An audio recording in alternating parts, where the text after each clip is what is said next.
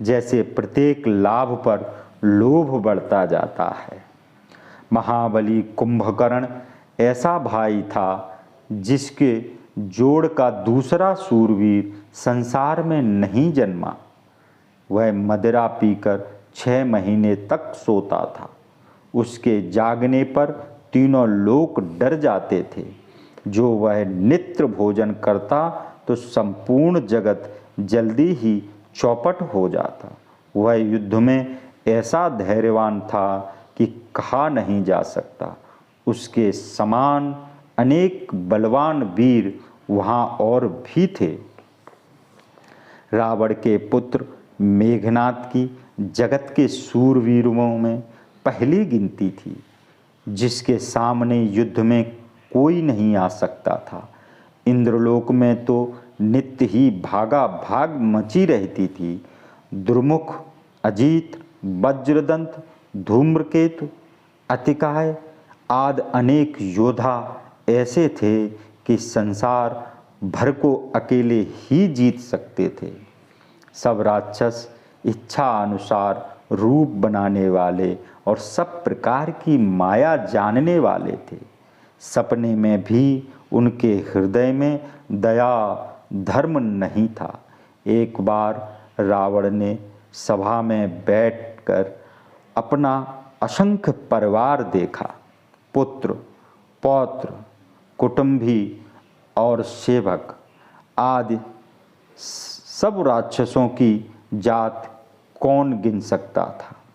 सेना को देखकर स्वभाव से ही अभिमानी रावण क्रोध और घमंड से भरे हुए वचन बोला।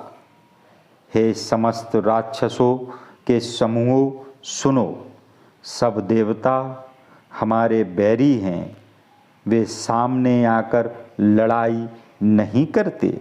बलवान शत्रु देखकर भाग जाते हैं। राजा का अरमर्दन नामक छोटा भाई बलवान कुंभकर्ण हुआ, और जो धर्मरुचि नाम वाला मंत्री था वह उसका सोतेला छोटा भाई हुआ।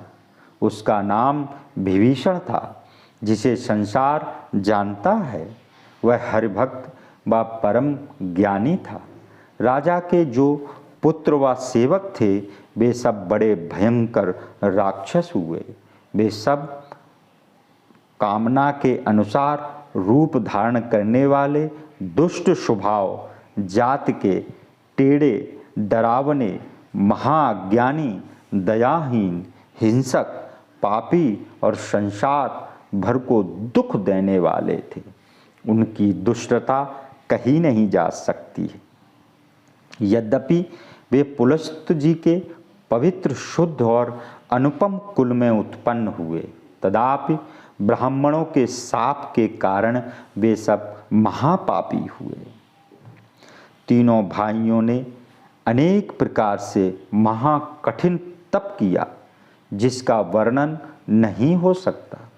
तप देखकर ब्रह्मा जी उनके समीप गए और कहा, हे तात, वर मांगो, मैं प्रसन्न हूँ।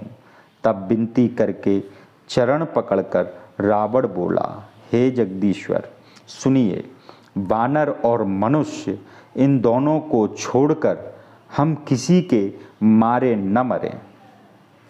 शिव जी कहते हैं कि मैंने और ब्रह्मा ने मिलकर वरदान दिया कि एवमस्तु, तुमने बड़ा तप किया है।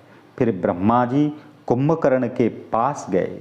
उसे देखकर मन में बड़ा आश्चर्य हुआ। जो यह दुष्ट नित्य भोजन करेगा तो संसार उजाड़ हो जाएगा।